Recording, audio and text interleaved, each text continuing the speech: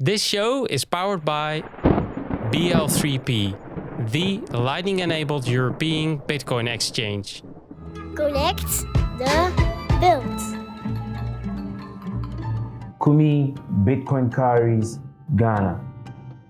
Taekwondo is a Korean form of martial arts involving punching and kicking techniques, with emphasis on head height kicks, spinning jump kicks, and fast kicking techniques. Ghana Taekwondo Federation is the largest taekwondo association in Ghana. Do you know the first ever tournament in Ghana was held in 1981? No. Coffee is a drink prepared from roasted coffee beans, darkly colored and bitter. Coffee has a stimulating effect on humans, primarily due to its caffeine content. It was the highest sale in the world market for hot drinks. Do you drink more than 4 cups a day? No. KwaZulu-Natal is a province of South Africa that was created in 1994. It is located in the southeast of the country. 2 areas in KwaZulu-Natal have been declared UNESCO World Heritage Sites: the Isimangaliso Wetland Park and the Ukulamba Drakensberg Park. Is it your dream to retire there? Yes, I'm looking forward to be there again. Aditya Azim Palmer, better known as Vibes Cartel, is a Jamaican reggae and dancehall recording artist. Among his various nicknames, he is referred to as World Boss. Do you know he released more than 50 songs in the year 2016? Yes. Rice is the seed of the grass species Oryza sativa, Asian rice, or less commonly O. glabarima, African rice. The name wild rice is usually used for the species of the genera Zizania and Porteresia, both wild and domesticated, although the term may also be used for primitive uncultivated varieties of Oryza. Do you prefer African rice over Asian rice? Yes. By the end of this year, Bitcoin Cowries educated and orange-pilled all 16 regions of Ghana. Yes. Chinua Achebe was a Nigerian novelist who is regarded as the dominant figure of modern African literature. He is often referred to as the father of African literature, Yes. although he vigorously rejected the characterization. Achebe sadly died in 2013 at the age of 82. Do you think he would become a Bitcoiner if he was still alive? Yes, for real. Is Mohamed Kudus, who plays for my favorite football club Ajax Amsterdam, by the way, the best football player of the Ghana national team? Currently, yes. Accra is the capital and largest city of Ghana, located on the southeast coast of the Gulf of Guinea. Do you know the word Accra is derived from the Akan word Nkran, meaning ants, a reference to the numerous anthills seen in the countryside around Accra? Yes.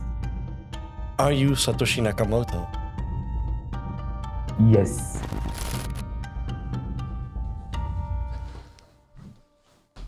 Welcome to the Connect the World Weekly Podcast. I'm Edward. And I'm Steph. We are ready to take you with us into the beautiful world of the Lightning Network. Enjoy the ride.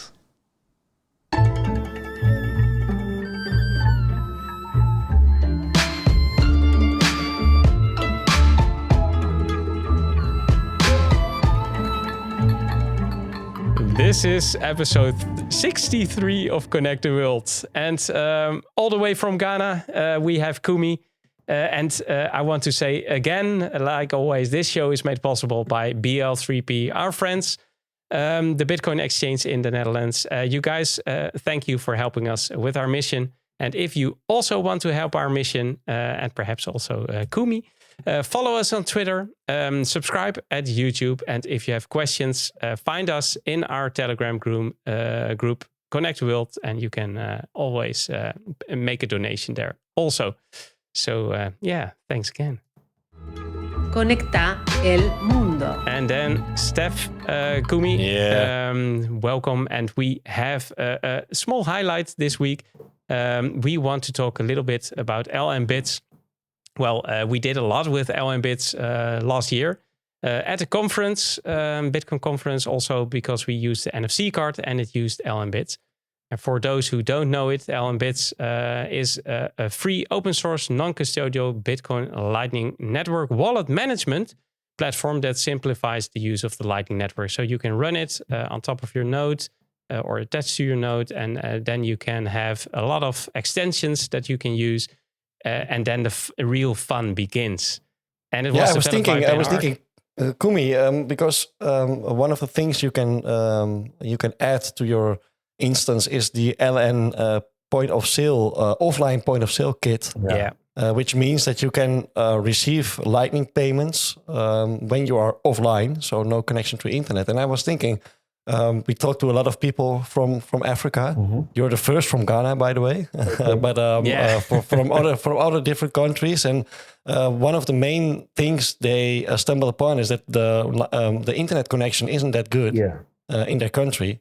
But somehow I remember that the internet connection in Ghana is far better than the countries surrounding Ghana, right? That's true. Am I? That's true. That's true. So I was thinking this Kenya might solve a problem for you, but it isn't. Maybe it isn't a real problem. Yeah.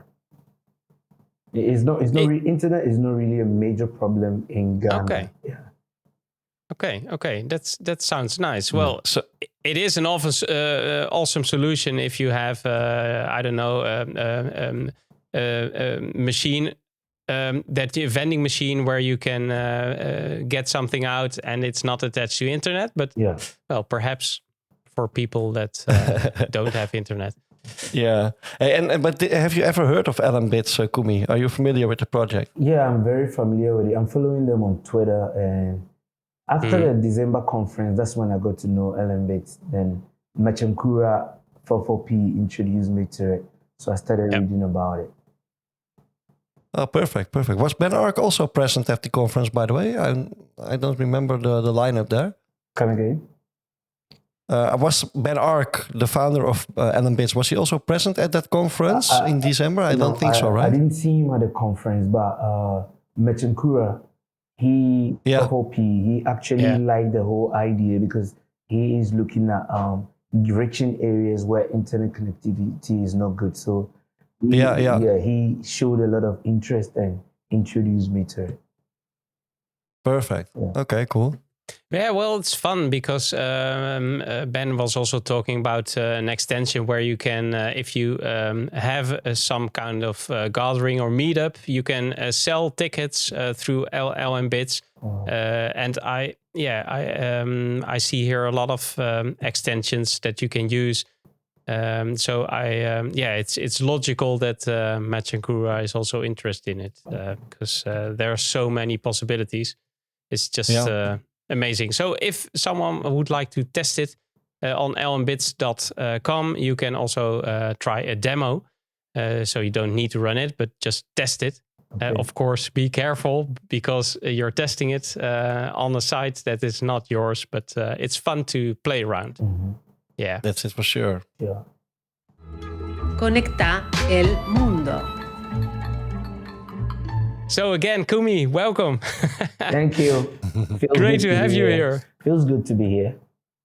Yeah, perfect, man. Yeah, as I already said, it's the first. You're the first guest from Ghana. We have a lot of guests from Africa, but there's so much going on in Africa. The projects from South Africa we know, but we also talked about Machankura, for instance, and there's so much going on in the continent. You already talked about the Africa Bitcoin Conference. How was it, man? So the Africa Bitcoin Conference, I would say, was a dream come true for Africa, Ghana, Nigeria, and the African continent with regards to internet, with regards to Bitcoin, because the whole of the African continent was looking forward to an organized meetup, an organized opportunity whereby all the key players within the Bitcoin space could come, we could share ideas, then the confidence in us would rise. So we would move a step further, hiding in our background, still following Bitcoin. But then the conference actually gave us the pathway to actually stand out, open up, and then reach out to more people. And then others in the Bitcoin space also got the confidence to reach out. So I would say the conference is actually a step in the right direction for Bitcoin adoption in Africa. It came at the right time. It brought the right people. It got the right audience and is leaving the right impact. We can still feel the effect of the conference even till now. Perfect. Hey, and I was thinking because we already mentioned all the projects that are going on now in Africa. And are you guys actively in contact with each other? Are you talking to each other on a weekly basis, for instance, or how do you guys keep in contact with each other aside from those conferences? So actually, it's the conference that brought us together, and we didn't let it die out. I made a lot of contacts as much as possible. I made contacts from Cameroon, Kenya, Sudan, South Africa, Nigeria, Cote d'Ivoire, Togo. And it's like we are talking almost every now and then. If I have a problem, I'm reaching out to Metemkura in South Africa. I'm reaching out to Herman. I'm reaching out to Paco in India. I'm reaching out to Bernard in Nigeria. I'm reaching out to Heritage Eagle in Nigeria. I'm reaching out to Fa in Cameroon. I'm reaching out to Eliona in Kenya. Ever since the conference, the pace of our communication has changed. Now we put a face to each other, and then we are constantly talking. We are sharing ideas as to the various projects we are doing, how best we could all tap into each other and then replicate the various projects where we find ourselves in Africa. So now we are constantly talking. That's so important. That's a real nice advantage of that conference. And I see also all eyes are focused on Africa because there's so much to gain. And I was thinking about the service sent globally that BitNop and Strike and Coin Corner also are launched in Africa. Do you see it there, and is it used for a no transaction fee, and then for money coming in from the United States to Ghana? Yeah. So we the Bitcoiners, I would say the first crop of Bitcoiners in Africa, we know about the effect. We know it's working. I've tried it a couple of times. Somebody could just send you using Stripe through BitNop, and it reaches your mobile account. The only thing is we would need more education so that the locals would know the service exists and it works. Aside that, it's working perfectly. We know it's working. Yesterday, I was talking about how effective you could just send money to my Lightning address on BitNob, and it gets paid in fiat into my Momo account. And it's the same effect with the Stripe. So with a little bit of education, it will spread and it will be used more. Now I would say is the first Bitcoin. We the early adopters are the ones using it, and then we are onboarding people along the way. We just need a little more. That's so important. Yeah. So technically there are no limitations. Everything's possible. But education is key. Yes. Yeah. Technically, and that's what you're all about. Yeah. And will this Africa Bitcoin conference, is it something that is held every year from now, or do you know something about it? So honestly, the one that was held was the first and only Africa Bitcoin conference to be held. I don't know if next year is going to be held, but then participants were advocating for it to be held again. I'm already seeing Bitcoin NKANSAH looking forward to hosting Bitcoin Meetup kind of conference in South Africa for 2024. Let's see how it goes. I'm seeing a lot of interest building up. Nigeria is looking at hosting a Bitcoin conference this March in Nigeria. So I feel the Bitcoin Africa conference last year is the gateway to every other activity Bitcoin now in Africa, because I see individual countries trying to host their own stuff. Individual companies trying to come up with activities that would help grow the Bitcoin community. But I will be very glad if the Bitcoin Africa conference, like it was last year, will be held every year moving on. from now. Yeah, in yeah, different and African maybe on countries. different locations. Yes, That in will be different also African nice. countries. Yeah. Yeah, indeed. Yeah. And the nice thing is, I see your enthusiasm, and we had completely the same because the Bitcoin 2023 edition here in Amsterdam was held in Holland, in our homeland, of course. So, but we have the same enthusiasm as you. I can see it in your face. You're smiling, and that this was exactly the same feelings we brought from that conference, right, Edward? Yeah. Yeah, indeed. And I'm looking at it now. There's still no launch for Announcement. 2023. I mean, come on. Yeah. No, these things are really important for people, the right people, to connect with each other. And you see the spin-off also here in the Netherlands, where there are a lot of Bitcoiners and there are a lot of Lightning users. But of course, it doesn't matter. It's so important to bring all those people together in their own country, and to have the local people also be a part of it. Yeah, it's very important. So I hope that would change. Sure. Yeah, hey Kumi. We really want to answer we want to enter the 21 minutes where we're going to ask you all things about Bitcoin Cowries. But maybe you can explain us in just 2 to 3 sentences what is Bitcoin Cowries before we enter that part. Okay, so the cowries, I'm wearing a cowries here. The cowrie is a symbol of wealth and money from our ancestors passed on to us. So everybody in Ghana that sees this, they know this is money and this is wealth. So if I'm going to talk to someone about money or financial freedom, then I'm going to carry a symbol they can relate with. So when I'm talking, they just relate into that direction. And if you get to know the story of the cowries, it is almost like the digital day Bitcoin today, because it was not centralized. It was decentralized. You could have it, you could change it anytime, you could trade with it with anyone, anywhere, with nobody controlling it. So if you look at Bitcoin today and you cast your mind back into the past, you realize, whoa, this is the physical object for my people. I could write on this and tell the story of Bitcoin so they could understand it better and faster. Perfect. Awesome. Yeah. So you guys already had some sort of Bitcoin. Yes, we do. Perfect. And let's dive into the 21 minutes then, guys, because we really want to ask you a lot of about this project. Okay. All right. Let's do it. Conecte o mundo. All right. Can you tell us more about your work educating local communities about Bitcoin and Lightning? You said education is key. It's very important. What inspired you to take on to this project and to educate others? Okay.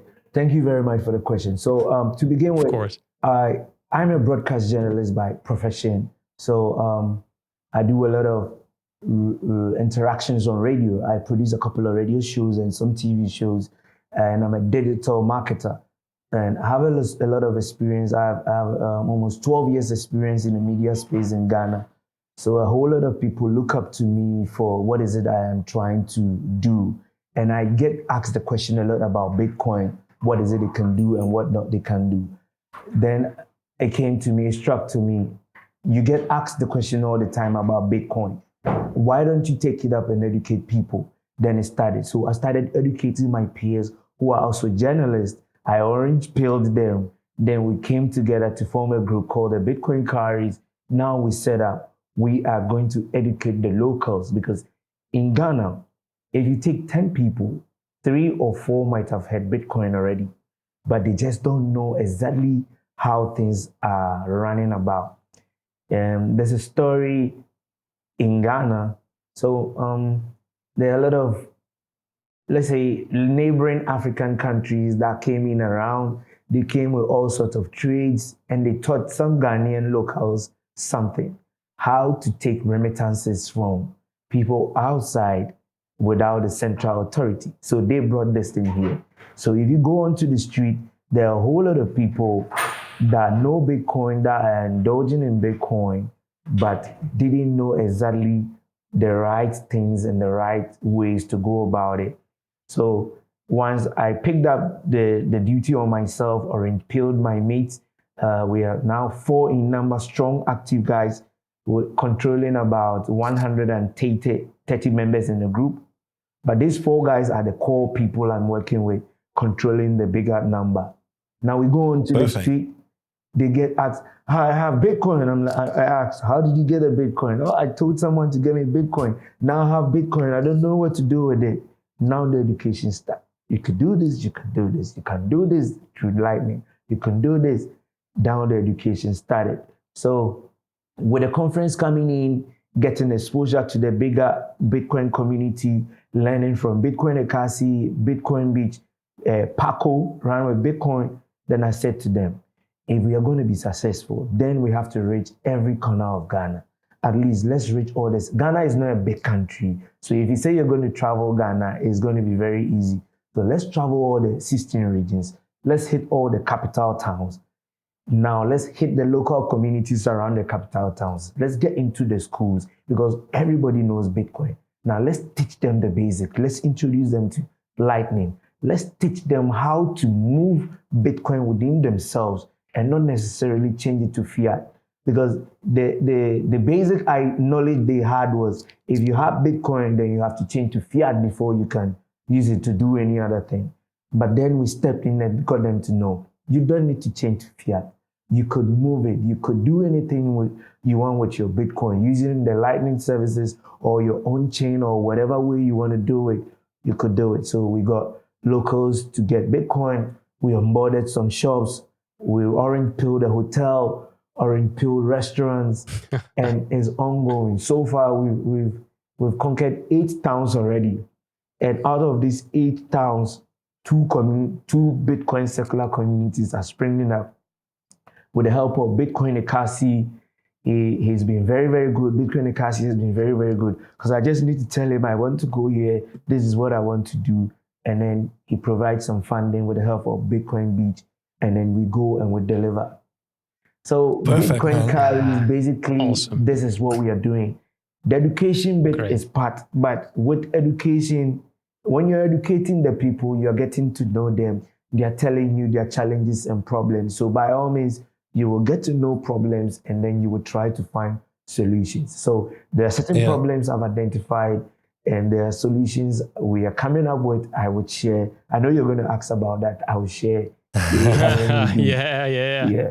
Hey, I was thinking, can you tell us more about the Bitcoin Education Center you're building in Bitcoin Dua? Yeah. Is it something similar to maybe, for instance, the Hope House in El Salvador? Or what kinds of programs and resources will it offer to the community? Okay, so the education center we are rehabilitating and we are refurbishing in Bitcoin Dua happens to be a community center built by the government, the local authority.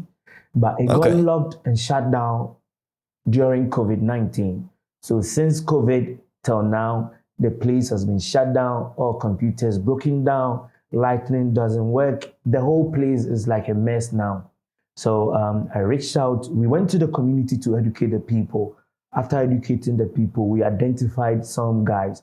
Then identified a guy called Mauli in the neighborhood who is a coder and a robotic expert.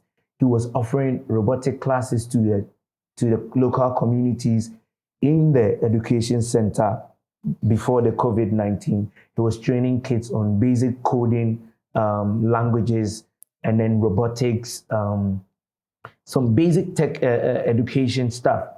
Then I identified, he expressed interest in Bitcoin. I pilled him, I got him to sign up to 21 days of Bitcoin, which he has completed. Then I went back to him to tell him, okay, you used to do this here, now the place is locked. Can we go and see the elders? Can we talk to them? How about we get some funding, refurbish it? You are going to teach the locals your tech stuff, teach them the robotic, the coding. I am going to teach them Bitcoin, and then we can all evolve into a Bitcoin circular economy. He liked the idea. The community head liked the idea. So he gave us the key. We're looking forward to getting funding so we can refurbish the place. As we speak, the place will need some touch-up, a little touch-up, get some computers. I'm looking at basically just 5 laptops to start with, not something big, something basic to start with. 5 laptops, a few Bitcoin books, Bitcoin materials for kids. I have one of our guys in Accra who is translating Bitcoin for Fairness, Bitcoin educational material. It's very simple. That's the material I use in orange peeling people when I go into the local communities. Because and how are you planning to get those funds then for that project? so I signed up to Geyser Fund, and I got picked into round 2. So I'm looking forward. Perfect. Okay. I will be selected, and then the funds will come in. But aside that, Bitcoin Cowries and then Bitcoin Beach are working out something. They are working in the back to try and get some funds together so we can do the initial funding. They want to do the initial funding so we can set sail. Because in Bitcoin, we already have 4 local shops accepting Bitcoin. They're already on the BTC map. So if we educate the children, we can compensate the teachers in Bitcoin. We compensate some of the students for coming to learn in Bitcoin. Now we will direct them to go and shop from this local shop. I'm so happy about one particular shop because she sells all the food in the area. So all the kids, all the young active guys, they buy from her. She sells banku rice, akple, kokonte. These are the local foods there. And she accepts Bitcoin. The Bitcoin community did an amazing job. The day I signed her up, I orange pill there, I got her to accept Bitcoin. I created a Twitter account for her. We posted a Twitter account and somebody sent her some money. Yeah, after that, she's gotten some funds and now she has the belief that if she is to accept Bitcoin, she has a wider audience of support than she accepted fiat.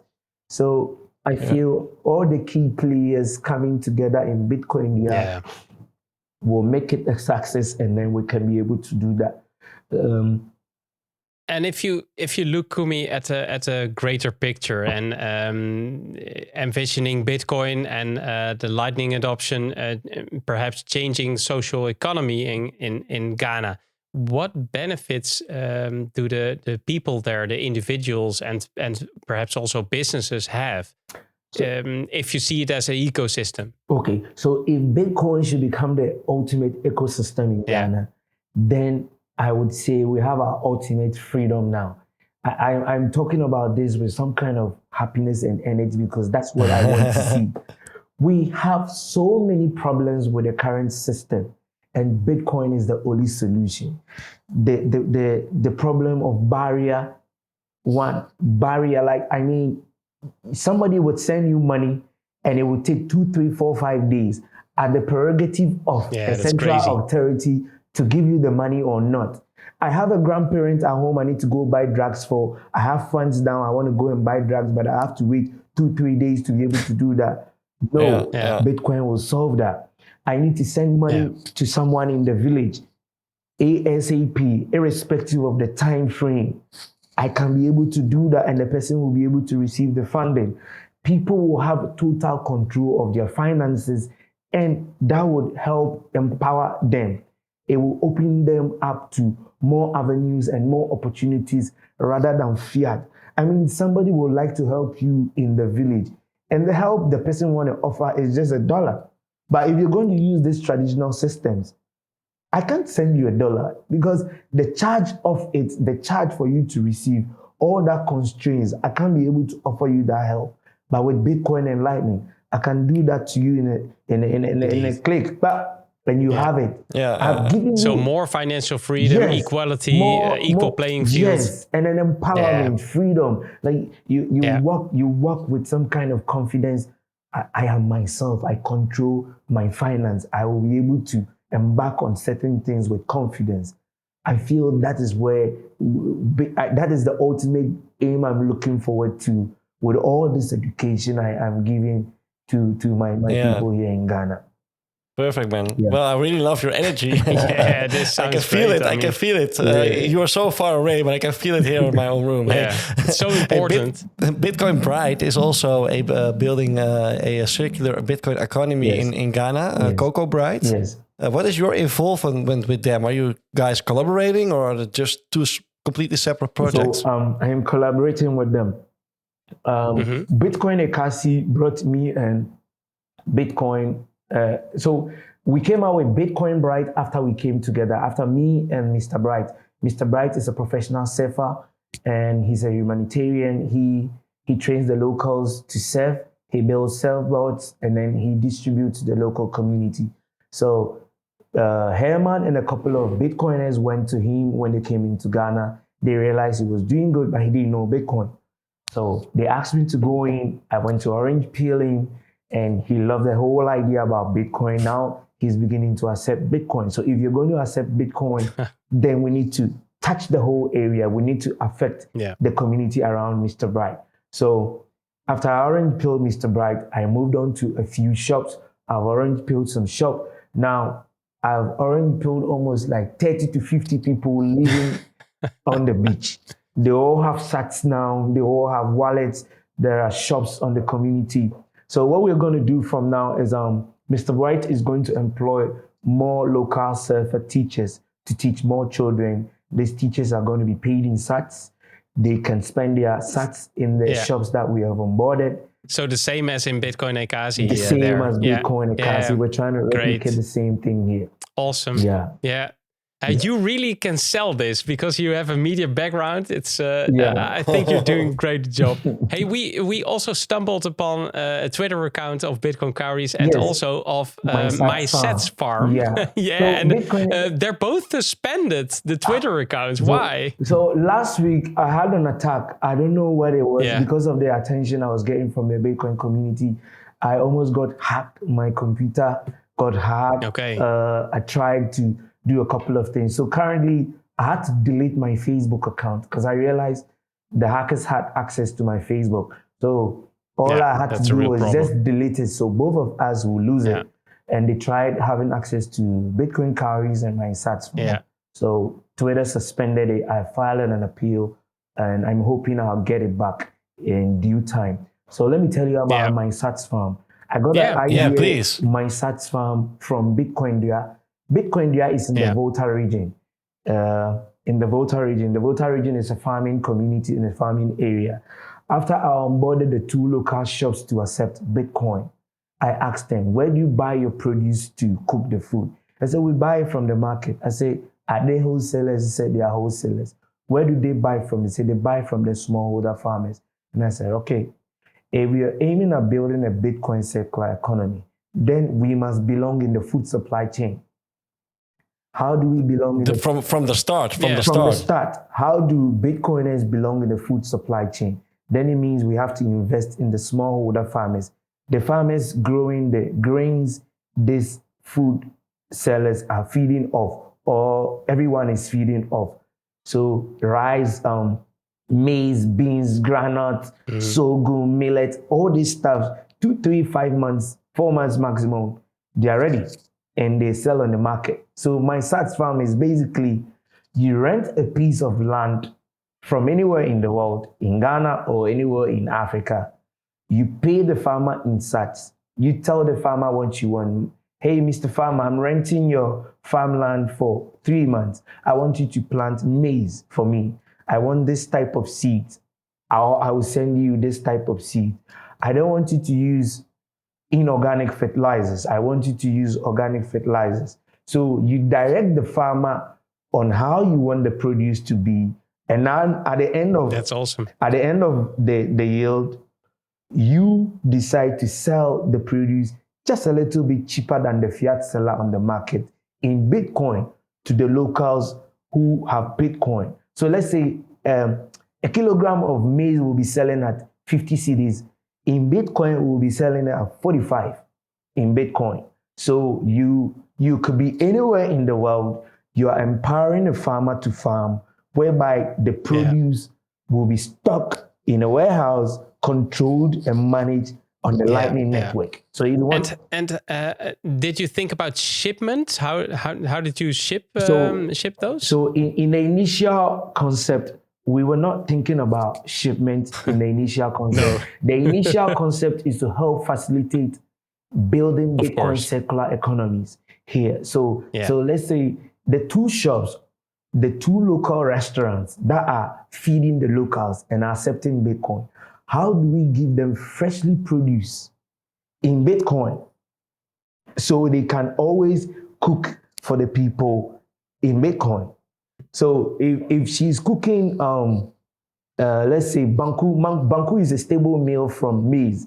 If she's cooking banku every day, how do I place myself to be the supplier of maize to her in Bitcoin cheaper every time so she could cook for the people? Available with banku available to the local community to buy in Bitcoin every day. So if you belong in that supply chain whereby you become like a gateway between the farmers bringing the produce. So you could stand at the gateway, you buy the produce, you keep the produce, now you release the produce accepting Bitcoin a bit cheaper than So you incentivize both parties to use Bitcoin. That's Yes, it. yeah. That yes. you are the connection Yes. between them. Yeah, Yes. cool. Hey, this is all perfect, man. And again, I really love the energy and the positivity you have. But there must be some problems you encountered when building Bitcoin Cowries. Can you name some of the biggest problems you encountered? So before BitNob, I was always having a problem as to how do we cash out? How do we Yeah. get our money? And then before Machankura, when I'm talking about Bitcoin, oh, this thing uses internet. Internet is not really good in Africa. This thing won't work here. These were the two major problems I was having. But BitNob came in, and now people can trace all the whole the whole transaction is. You can easily buy Bitcoin using your fiat. You can sell your Bitcoin. You can buy airtime with it. You could do so many things with it. You could get paid directly into your Momo via BitNob. So that problem with questions as to how they can have access to their funds, BitNob has solved that. Now, Mechankura on the other hand, today the internet is not working. How do we use Bitcoin? Now, Mechankura has stopped all of that. The third problem will be Bitcoin is a scam and Bitcoin is not legit and all of that. So the conference came in and I went on radio. I had a radio interview and I said, if Bitcoin was a scam or Bitcoin was illegal, your government wouldn't have allowed this conference to go on. If Bitcoin was a scam, how am I able to send you Momo into your wallet? If Bitcoin is a scam, how am I able to buy airtime controlled by the government? If Bitcoin is a scam, how am I doing all of this? Did you know the Minister of Information and then the Minister of Digitalization were all present at the Bitcoin conference? They're like, whoa. Oh, really? Oh, yeah. Yeah, they're like, oh, we didn't know. I said, no, I'm vilified. Bitcoin is not a scam. So I am right at what I'm doing. Yeah. I have time for one more Lightning question because I hear the TikTok. We see more and more adoption of Lightning and Bitcoin in developing countries. And what do you think is needed to have more adoption in other countries where there is more competition with existing fiat systems, like, for instance, in Europe or United States? What is needed there? So what can we learn from the developing countries? So I think there should be more practical use cases being shown. If you look at how Africa, like what is happening in Africa right now, we are practically demonstrating the use of Lightning, practically demonstrating how it works. But compared to the developed world, it's like you are advanced in your domain, and everybody is kind of doing what they're doing. But we are now like in the beginning stage. So everybody is looking up for what can be done. How is it done? The learning enthusiasm is a bit more, I would say, here now. So if we could, and what is moving that is the practical use cases, like what Bitcoin Cowries is doing, going into the communities, practically doing some transactions with the people, taking their phones and making sure things are working out. If that things get done more outside, then the competition will be layered. Indeed. Will be level. Well, Kumi, sorry, we failed to ask more questions because we had a lot. So we chose the right ones, I hope. Sure. It would be great to have you back on the show another day because you have so much to tell. This is it's great to keep following you. Yeah. Sure. Conectează lumea. Yeah, we still have one question left for you, Kumi. That's right. But it is one you have to choose yourself. So we prepared a couple of questions from our previous guests. You may choose from 3 of them. So Edward will tell you exactly which one you can choose from, and then he will play the audio file. You may answer it. Okay, let's start. I have a question from Mike Jarmus from Lightning Ventures. El Professor, he's the founder of the Lightning community in the Spanish language. So for all Spanish countries, Spanish-speaking countries. And I have Hakuna, and he is the founder of tunnel sets, which you can use your node to use through a VPN. Which one would you like to hear? You can't hear them all. Mike Jamas. All right, okay, perfect. The Maz Man. The Maz Man. Here he comes. All right, this is Mike Jarmas, the Muzzman from Lightning Ventures. And my question is this: why will you win? Yeah, Kumi. This intro is great. Why will you win? Okay. Yeah. Okay. I am going to win because I have Bitcoin, and Lightning is in my heart. So I already see myself as a winner. I totally agree with that, This man. is just... I totally agree with that. Yeah. This is a nice anecdote. Yeah. Awesome. Perfect. Hey, thanks again, Kumi. Where can people follow you, man? Can you maybe share your Twitter or website or whatever you want? So my Twitter account is @Cowries Kumi. Once you type it, you can get it. Bitcoin Cowries is suspended now, but I am hoping it will come back. But the website is www.bitcoincowries.com. And then you can find us on geyserfan.com/Bitcoin Cowries. We're on Telegram. You can find us on Bitcoin Cowries. The website, I'm holding on to publishing the exact content because I have so many things coming up and I want to really settle on the exact pointers so not to send the wrong information out. Yeah. But the website is up. So yeah, indeed.